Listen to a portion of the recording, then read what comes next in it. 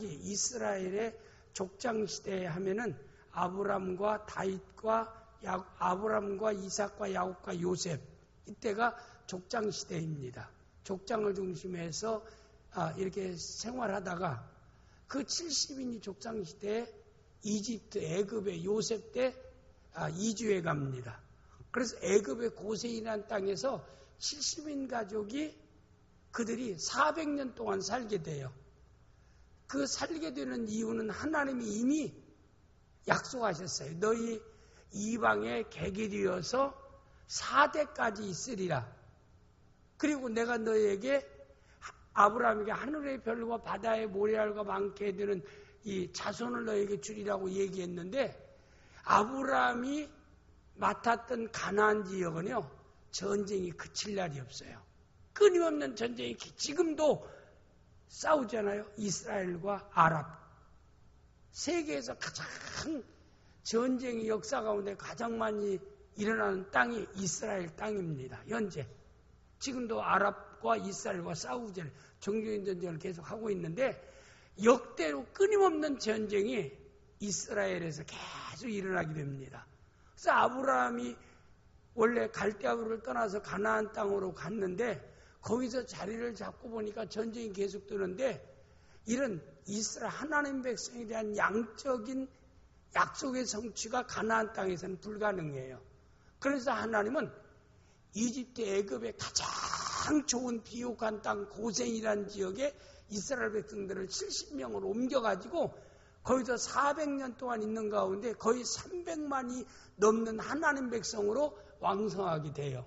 그리고 하나님이 약속했어요. 너희가 애굽 나라에서 400년 동안 있다 다시 처음 믿음의 족장 아브라함이 처음에 정착했던 가나안 땅으로 다시 돌아가게 되리라.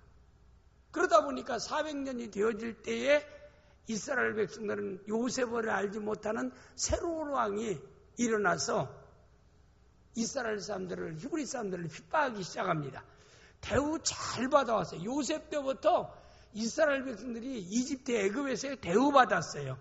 그래서 그들이 굉장히 번성해서 300만 정도가 되어지니까 이제 하나님께서 이미 수적인 그 이스라엘 백성에 대한 수적인 하나님의 약속이 이미 성취되었어요. 아브라함을 통해서.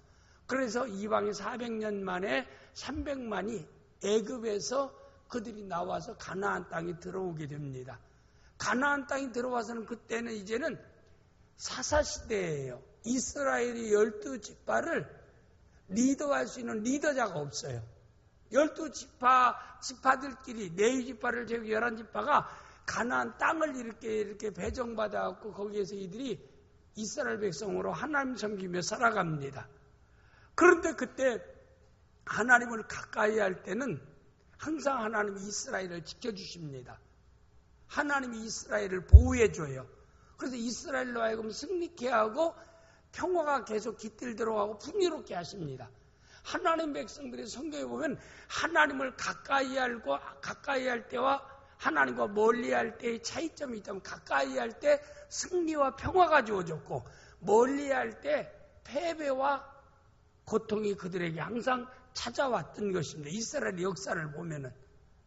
그런데 이들이 힘들고 어려우면 하나님을 좀 멀리해서 힘들고 고달픈 삶이 되어지면 또 하나님께 나와서 하나님의 도움을 간청합니다. 그러면 사사를 하나님이 세워서 그 위기에서 건져주셔요. 그래서 마지막 사사가 끝날 때가 사무엘 때가 거의 사사로서는 마지막 사사로 사사기가 끝날 때입니다.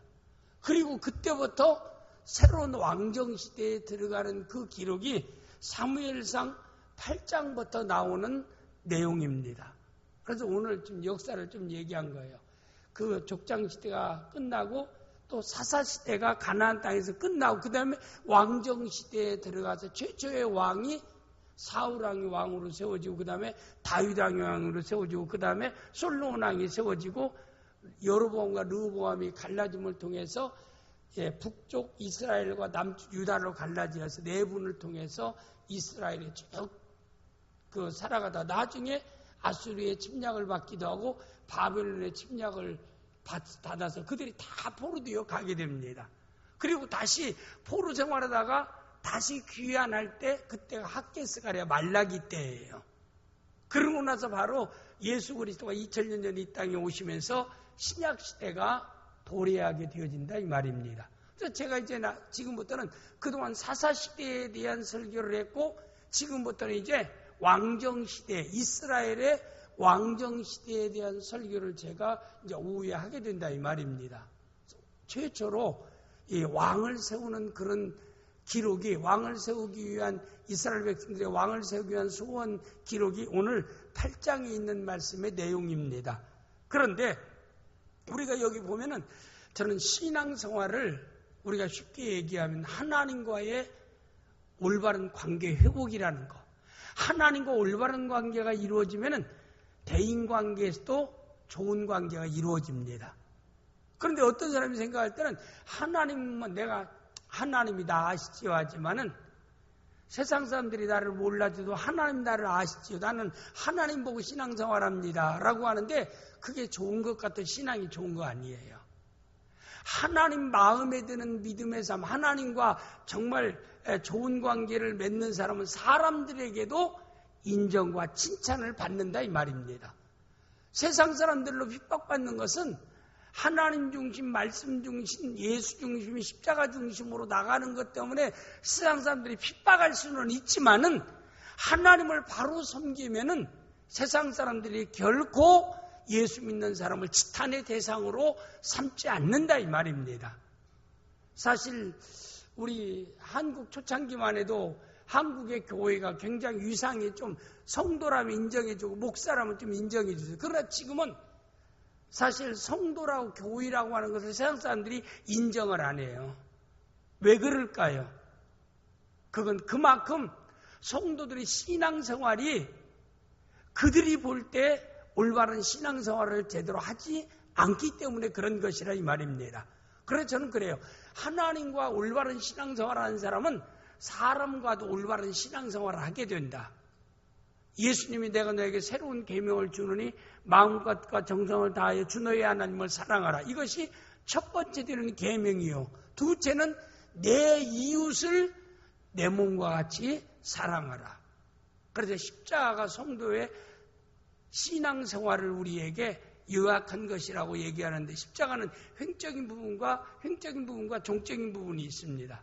그래서 우리 신앙생활을 올바르려면 하나님과의 관계가 좋은 관계가 이루어져야 되고 아울러서 횡적으로 인간과의 관계도 좋은 관계를 이루는 사람이 되어야 돼요. 그래서 하나님 앞에 예물을 드리러 갈 때도 세상 형제들이나 이웃 사람과 원망 들을 만한 일이 있거든 하나님께 드리는 예물을 놔두고 먼저 가서 사람과 화해하고 난 뒤에 좋은 관계를 이루고 난 뒤에 하나님 앞에 예물을 드려야 그래야 하나님이 연락하신다라고 말씀하고 있다 이 말입니다. 이건 대인관계가 우선순위라는 말이 아니에요. 하나님과 올바른 관계를 이루는 사람은 대인과의 관계도 올바른 관계를 이룰 수 있다라고 하는 사실입니다. 오늘 우리 여기 사무엘 상에 들어가서 보면은 왕정 시대에 들어가기 전에 사사 시대의 이스라엘의 역사를 보면은 이들이 하나님과의 좋은 관계를 맺을 때는 하나님이 이스라엘 백성들에게 은혜를 주사 이방 민족들이 감히 침략하지 못하고 그리고 그들에게 하나님 풍요로운 복을 하나님이 주셨던 것을 볼 수 있습니다. 그러나 하나님을 멀리하고 관계가 잘못되어질 때는 이방의 침입이 있었고 그리고 그들이 패전의 아픔이 있었고 고통이 그에 따랐다라고 하는 것을 성경에서 우리에게 말씀하고 있어요. 언제나 마찬가지입니다. 오늘도 내가 정말 여호와를 잘 섬기고 믿음을 따라 살아가는데 때로는 우리의 삶의 현장에서 세상 사람들로부터 지탄의 대상이 된다. 그럴 수는 없다라고 봅니다. 우리가 하나님을 신실하게 섬기면 그러죠. 기본적으로 우리가 정직한 삶을 삽니다. 진실된 삶을 삽니다. 하나님을 바로 섬기면 하나님 전 지혜를 따라 살기 때문에 지혜로운 삶을 살아갈 줄을 믿습니다. 하나님을 바로 섬기면 항상 게으른 삶을 살지 않고 부지런한 삶, 열심을 가지고 부지런하게 살아가는 사람이 되어질 줄 믿습니다. 하나님을 바로 잘 섬기면 항상 이기적인 삶을 살지 않고 이타적인 삶을 살아갈 줄 믿습니다. 그래서 우리가 대인관계에서도 정직하고 진실한 사람 인정합니다. 어떤 일에 지혜롭게 처신하는 사람 인정해 줍니다. 어디나 열정을 가지고 열심히 살아가는 사람 인정해 줍니다. 어디나 이타적인 삶을 살려고 하는 사람 인정해 줍니다. 그래서 저는 하나님과 올바른 신앙을 가진 사람은 세상 사람들에게도 칭찬받게 된다. 이미 사도행전 2장 47절에 초대교회 성도들이 하나님께 은혜 받고 성령 충만하니까 온 백성에게 칭송을 받으니 그랬어요. 온 백성 주께서 구원받는 수를 날마다 더하게 하시니라. 우리 낙원교회가 부흥되려고 하면은 우리 낙원교회 성도들이 삶의 현장에서 칭찬받는 성도들이 되어야 될 줄을 믿습니다. 칭찬받는 성도들이 돼요. 다른 것으로 칭찬받는 게 아니라 정직하고 진실하게 살아감으로 칭찬받고, 지혜롭게 살아감으로 칭찬받고, 열심히 살아감으로 칭찬받고, 이타적인 삶을 살아감으로 칭찬받고, 항상 우리는 제사장이나 레위 강도 만난 사람은 제사장이나 레위 사람처럼 피해가는 사람이 아니라 정말 그의 도움의 손길을 베풀며 살아가는 이런 귀한 성도들이 되어서 하나님의 영광을 드러내며 살아가고 낙원교회가 하나님의 은혜 가운데 성장하고 부흥하는 역사가 있어야 될 줄을 믿습니다. 저는 신앙생활은 성령 충만해야 되고 은혜 충만해야 됩니다. 여기서는 성령 충만, 은혜 충만한 삶을 삽시다. 우리 신앙생활은요, 성령 충만하고 은혜 충만한 삶을 살아야 됩니다. 하나님께 붙잡혀 살아야 됩니다. 그래서 저는 우리 권사님들 보여드려요. 신앙은 믿음의 모험이다. 우리가 하나님 말씀대로 사는 것은 모험이지 않아요. 아브라함이 믿음의 산으로 인정받는 데 이삭을 하나님께 드리는 거, 그 모험입니다. 75세에 아들을 주시겠다고 아브라함을 하늘의 별을 보게 하고 바다의 모래알을 보면서 세어보라고 얘기하고, 그리고 내가 네 자손을 이렇게 주리라고 약속했어요. 이건 두 가지 측면입니다. 숫자긴 이스라엘 백성이 많아짐도 얘기하고, 영적으로 하나님 백성이 많아지리라 라고 하는 하나님의 약속입니다. 그 약속대로 이루어졌어요. 전 세계에 지금 10억 이상의 사람이 아브라함의 자손이잖아요. 영적 이스라엘이잖아요. 아브라함이 약속한 그대로 성취되었습니다. 아브라함을 하나님이 믿음의 사람으로 인정한 이유가 어디 있을까요? 그는 믿음의 모험이죠. 믿음의 모험이란 말은 하나님 말씀을 믿고 그가 순종했다 이 말입니다. 아니 75살에 약속하고 100살에 아들 주고 아들이 청년 됐을 때 그 아들을 제물로 드리라.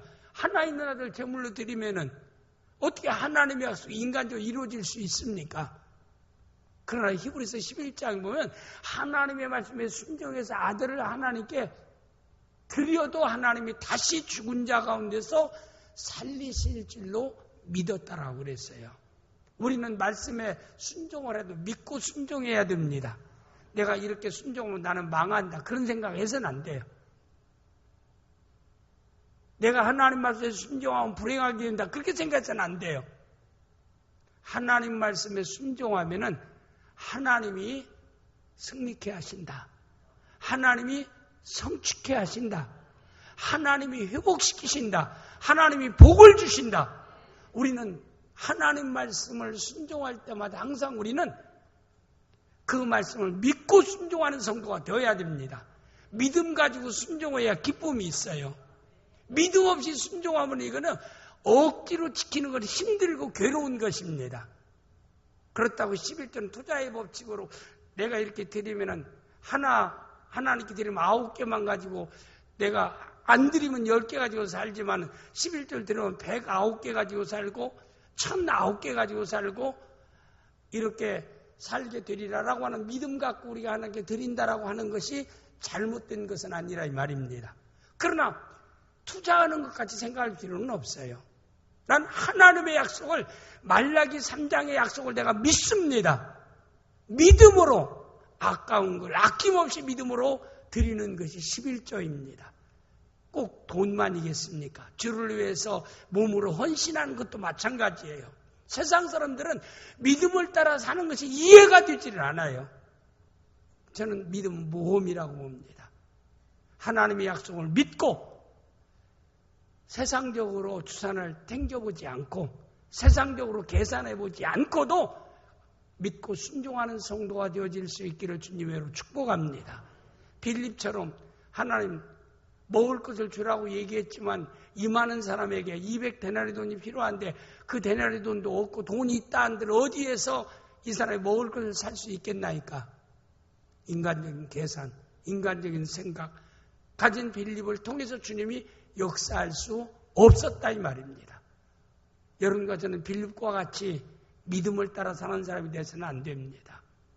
우리 예수님은 나사로가 죽었는데도 나사로 죽은 게 아니라 잔다 하니까 제 아들은 정말 실제는 죽었어요. 그런데 예수님은 죽은 게 아니라 잔다라고 믿음으로 말씀한 겁니다. 내가 깨우러 간다 하니까 그러면 뭐 안 죽었으면 뭐 우리 가만히 일어나겠어? 아니다. 자는 게 아니라 죽었다. 그렇게 예수님이 말씀했어요. 그리고 현장에 갔을 때도 마리아나 막달라 마리아가 예수님이 계셨으면은 우리 오라버지가 죽지 않았을 것입니다. 그러나 지금이라도 네가 믿음을 가져라. 믿으라. 그리하면 하나님의 영광을 보리라고 주님이 믿음으로 얘기하니까 마지막 날 우리 오라비가 부활할 줄을 내가 믿어. 아니다. 지금 믿으라 이 말입니다. 그리고 어디 있느냐? 지금 썩어서 냄새 납니다. 돌을 옮겨 놓으라. 옮겨 놓았어요. 예수님이 나사로를 살리는 기적의 역사가 있었습니다. 물론 주님을 통해 일어난 놀라운 역사이지만 오늘도 여러분과 제가 하나님 말씀에 대한 순종은 저는 모험이라고 세상적인 사고로 볼 때는 모험이라고 생각됩니다. 그러나 하나님 말씀으로 무에서 유를 창조하는 놀라운 기적의 역사가 따랐던 것입니다. 하나님의 약속의 말씀을 믿고 믿음을 따라 순종하는 성도들이 되어질 수 있기를 주님의 이름으로 축복합니다. 이스라엘 백성들이 이렇게 하나님 말씀을 믿고 하나님 말씀에 순종하고 하나님과 올바른 관계를 가질 때는 하나님이 이스라엘 백성들에게 승리와 평화의 복을 주셨습니다. 그러나 그들이 하나님을 멀리하고 하나님께 불순종할 때는 이들은 패배와 그 다음에 고통이 따랐던 것입니다. 그래서 사무엘상 4장에 보면 이스라엘 백성들이 하나님을 멀리할 때 블레셋과의 전투에서 1차, 2차 패하고 법궤까지 빼앗겼어요. 그러나 그 뒤에 나중에 사무엘이 이스라엘 백성들을 인도할 때 하나님께서 사무엘을 통해서 놀랍게 역사함으로 대승리하는 역사가 있었어요. 이렇게 되어질 때 사무엘상 8장 5절 말씀, 8장 말씀에 보면은 8장 3절에서 말씀에 보면은 이스라엘 백성이 승리해서 하나님이 도와서 승리해서 이스라엘 백성들에게 얘기합니다. 하나님이 우리를 통치하심으로 우리가 승리하게 되었다. 사무엘상 7장 12절에서 14절 말씀까지 한번 보겠습니다. 7장 12절에서 14절까지 사무엘이 돌을 취하여 미스바와 센 사이에 세워 이르되 여호와께서 여기가 우리를 도우셨다고 그 이름을 에베네셀이라니라. 이에 블레셋 사람들이 굴복하여 다시는 이스라엘 지역 안에 들어오지 못하였으며 여호와의 손이 사무엘이 사는 날 동안 블레셋 사람을 막으심에 블레셋 사람들이 이스라엘에게서 빼앗았던 성읍이 애굽으로부터 가드까지 이스라엘에게 회복되니 이스라엘 그 사방 지역을 블레셋 사람들의 손에 도로 찾았고 또 이스라엘과 아모리 사람 사이에 평화가 있었더라. 사무엘이 이스라엘을 선지자로 사사로 인도할 때 가장 평화로운 상태가 지속되어서 그 이유는 사무엘을 통해서 하나님이 말씀하는 말씀을 이스라엘 백성들이 듣고 순종했기 때문에 그런 겁니다. 듣고 순종할 때 하나님이 이스라엘 백성에게 승리와 평화의 복이 주어졌습니다. 오늘 여러분과 저도 하나님 말씀을 듣고 삼가 듣고 그 말씀에 순종함으로 여러분의 삶의 현장에서 승리가 있고 그리고 여러분과의 모든 관계가 하나님과의 관계나 사람과의 관계가 좋은 관계가 이루어질 수 있기를 주님의 이름으로 축복합니다. 그런데 8장에 와서 내용이 보면은 이제 사무엘이 나이가 늦게 됩니다. 우리 8장 5절 말씀 우리 다 같이 보겠습니다. 8장 5절 말씀 시작. 그에게 이르되 보소 당신은 듣고 당신의 아들들은 당신의 위를 따르지 않냐니 모든 나라와 우리에게 왕을 세우고 우리를 다스리게 하라 한지라. 여기 보면 이제 사무엘이 사사로서 선지자로서 이스라엘을 하나님의 말씀을 듣고 백성들에게 전달하면 백성들은 사무엘의 말을 듣고 그들이 순종했어요.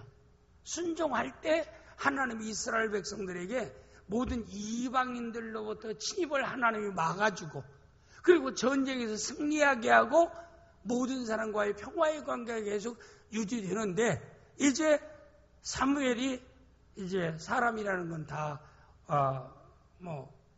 죽음 없이 살 수 있는 사람은 없으니까 사무엘이 이제 나이가 늦게 되었습니다. 그리고 나서 늦고 사사로서 선지자로서 사명을 감당할 수 없게 되어집니다. 이렇게 되어지니까 이스라엘 백성들이 사무엘 선지자를 통해서 하나님 말씀을 듣고 순종하지 않는 하나님과 멀어지는 상태가 됩니다. 되니까 이스라엘의 장로들과 장로들이 사무엘에게 찾아와서 얘기합니다. 우리에게 보이는 왕을 세워달라고 얘기합니다. 왕을 세워달라고 얘기하니까 우리의 왕이 하나님이신데 또 다른 왕을 세울 이유가 없지 않느냐. 하나님을 왕으로 항상 우리는 그분의 말씀을 듣고 그분의 말씀을 따라야 되는데 왜 또 다른 새로운 세상 왕을 세우려고 하느냐라고 그들이 얘기하는 말을 여기 사무엘이 기뻐하지 않았어요. 우리 6절에 보니까 우리에게 왕을 줘 우리를 다스리게 하라 했을 때 사무엘이 그것을 기뻐하지 아니하여 사무엘이 기뻐하지 아니한 것은 우리의 만왕의 왕은 여호와 하나님인데 왜 하나님 말고 또 다른 왕을 너희가 세우려고 하느냐. 이건 불신앙적인 행위다. 하나님과 멀어지는 행위다. 이렇게 사무엘이 장로들에게 얘기를 해요. 그래도 이 장로들의 이스라엘 사람들이 사무엘의 말을 들으면 좋은데 사무엘이 너무나 나이가 많아서 제대로 리더로서 지도자로서 영적 지도자로 이끌어갈 수 없게 되어지니까 그 말을 듣지 않아요. 이제는 우리가 믿고 따를 수 있는 사사도 없고 선지자도 없으니까 우리도 다른 이방 나라의 왕을 세워서 그 왕의 통치를 받는 것처럼 우리도 왕을 세워서 통치받기를 원한다. 이렇게 얘기하는데도 이 사무엘은 마음에 그 얘기에서 요구에 왕을 세우자 하는 그 일에 대해서 기뻐하지 않게 되어집니다. 그런데도 사무엘이 하나님 앞에 기도하는 거예요. 사무엘에게 가장 중요한 것은 자기 상식적으로 생각할 때 이건 옳지 않다라고 생각해도 그 문제를 놓고도 자기가 판단하기 전에 모든 문제를 하나님 앞에 기도했어요. 그때 백성들이 얘기하니까 마음은 원하지 않죠. 왜? 우리의 왕은 여호와 하나님인데 무슨 또 다른 왕을 너희가 이방 왕같이 세우려고 하느냐. 그건 잘못이다. 우리 이스라엘 백성은 여호와 하나님을 만왕의 왕으로 믿고 그분의 말씀을 따라 순종하며 살아가면은 하나님이 우리를 승리케 하고 풍요롭게 하고 평화롭게 하시는 하나님이니까 그렇게 해야 된다라고 얘기해도 이스라엘 백성이 말을 듣지 아니에요. 그러니까 사무엘은 하나님 앞에 기도하는 거예요. 그러니까 하나님께서 응답하기를 그들이 원하면은 원하는 대로 그냥 허락해 줘라. 여기 그게 7절 말씀 다 보겠습니다.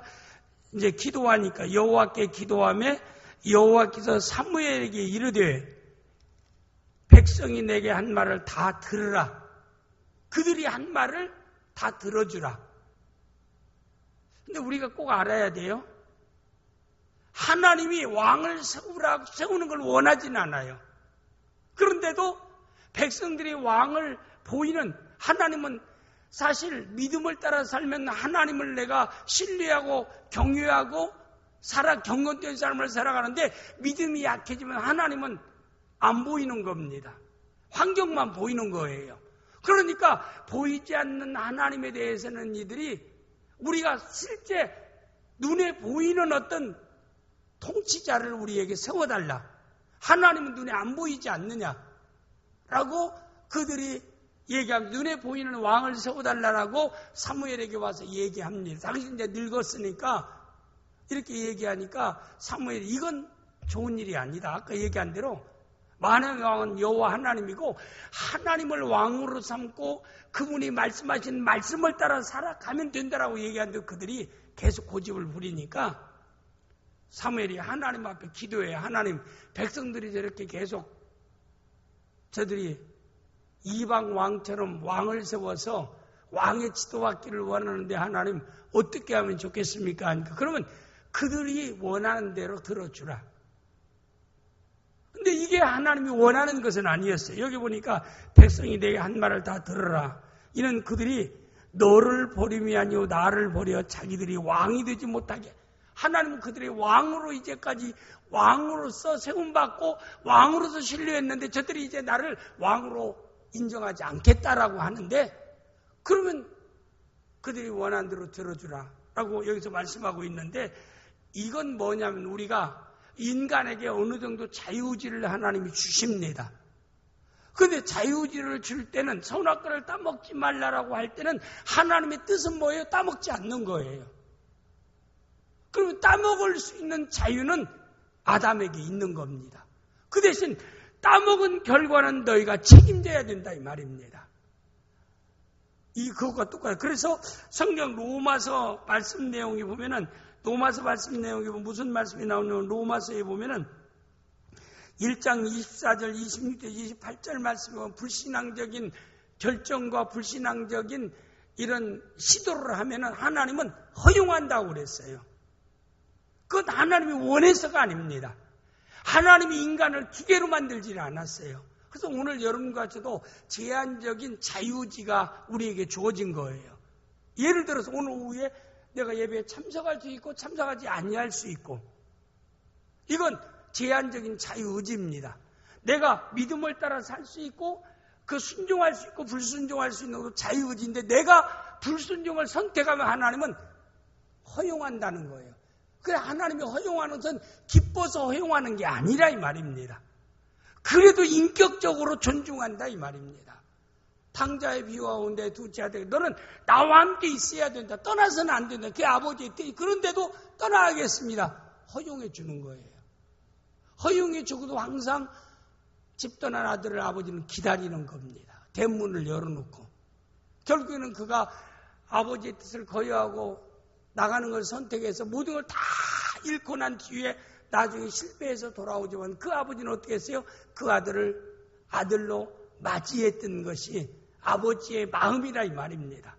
그러니까 여러분 생각할 때 하나님 기계처럼 보던 딱 누르면 착착착 돌아가야지 왜 나에게 선악과를 안 만들었으면은 이렇게 인간이 달아갈 이유도 없지 않습니까?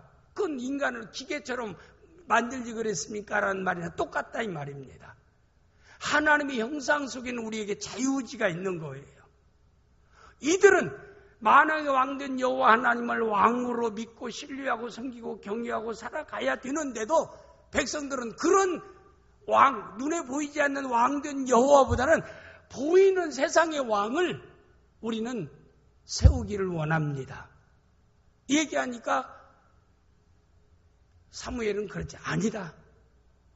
하나님의 백성은 만왕의 왕된 하나님만을 왕으로 삼고, 이건 세상의 어떤 통치자를, 조직적인 통치 지도자를 세우지 말라는 뜻이 아니에요. 삶의 모든 주권이 여호와 하나님께 있다 이 말입니다. 소유권이 여호와 하나님께 있다 이 말입니다. 통치권이 여호와 하나님께 있다 이 말입니다. 회수권이 여호와 하나님께 있다. 이걸 만왕의 왕으로 신앙을 고백하는 행위, 이게 믿는 성도입니다. 그렇기 때문에 일본 사람들이 우리나라 신자 참배 때도 주기철 목사님이나 수장원 목사님 많은 사람이 신자 참배를 거부하는 이유도 우리의 왕은 누구예요? 여호와 하나님이라 이 말입니다. 그런데도 살아있는 일본 왕을 왕으로 섬기도록 만드니까 목숨을 잃는다 할지라도 세상 사람 왕을 만왕 왕된 왕의 자리로 세울 수 없다. 똑같은 내용이에요. 이스라엘 백성들이 사무엘은 우리의 만왕의 왕은 여호와 하나님 한 분이다. 근데 그 하나님은 신앙이 이스라엘 백성의 신앙이 떨어지니까 하나님이 안 보여요. 멀어지게 보입니다. 그러니까 다른 이방 나라에 보면 이 강력한 왕이 있어 그 왕이 지시하고 그 따르고 그를 중심해서 또 침략도 하고 활동하니까 이방의 왕 세우는 것처럼 우리 그 이스라엘 백성들이 지금 가나안에 와서 사사시대에 가면서 어떤 통치자가 없지 않았느냐. 그러니까 왕을 세워달라고 하니까 너희가 여호와 하나님이 우리의 왕인데 왜 또 다른 왕을 세우려고 하느냐. 그래도 사무엘이 이 문제를 놓고 하나님께 기도하니까 그들이 자유지에 대한 선택을 그냥 허용해 주라. 그 대신 너희가 선택이 된 결과는 너희 스스로가 책임을 져야 된다라고 하는 것을 말씀하고 있습니다. 그러면서 왕은 세우되 그들에게 경고하라고 말씀합니다. 이제는 너희가 여호와 하나님을 만왕의 왕으로 삼지 않고 세상적인 왕을 우상과 같이 세워지게 되면은 그 왕이 너희의 백성이 왕이 되어서 너희는 그의 종이 되리라. 너는 그 왕을 위해서 싸워야 되고 군인으로 징발되고 왕을 위해서 모든 너의 부역과 그 다음에 모든 일을 세상적인 왕을 위해서 너희 자유가 없이 살게 되리라 라고 하는 것을 경고의 말씀으로 말씀하고 있습니다. 오늘도 마찬가지로 우리가 이 정치적인 어떤 대통령을 세우지 말라는 뜻이 아닙니다. 우리의 신앙의 중심에서는 사무엘이 원하는 대로 나의 만왕의 왕은 여호와 하나님이시다. 나는 하나님의 통치 속에 있고 하나님의 통치를 삶의 우선순위 되고 살아간다라고 하는 신앙 고백이 있어야 되지. 또 다른 왕을 우리는 세우는 자가 돼서는 결코 안 된다라고 하는 것을 오늘 이 사무엘상 8장에서 우리에게 말씀하고 있습니다. 그러면 여러분 중심 가운데 혹이나 여러분 중심에 하나님 위에 여러분에게 어떤 우상과 같은 왕을 두고 살아가는 이런 하나님과 멀어진 성도의 삶을 살지 말고 우리는 우리의 삶의 중심에 만왕의 왕된 여호와 하나님으로 왕으로 항상 우리가 경유하고 그리고 그분을 왕으로 항상 신앙 고백하며 살아가는 귀한 성도들이 되어질 수 있기를 주님의 이름으로 축복합니다. 그리고 우리 자유지의 선택 가운데서도 항상 우리가 말씀 순종을 선택하시기를 바랍니다. 믿음을 선택하시기를 바랍니다. 그래야 그 결과는 하나님께서 왕될 때 왕된 하나님이 이끄는 전쟁이 또 승리할 수 있게 되는 겁니다. 좋은 결과로 인도하신다 이 말입니다. 하나님의 왕으로서 싸울 수 있도록 우리가 하나님을 만왕왕으로 신앙을 고백하며 살아가는 귀한 성도들이 되어질 수 있기를 주님의 이름으로 축복합니다. 기도하겠습니다.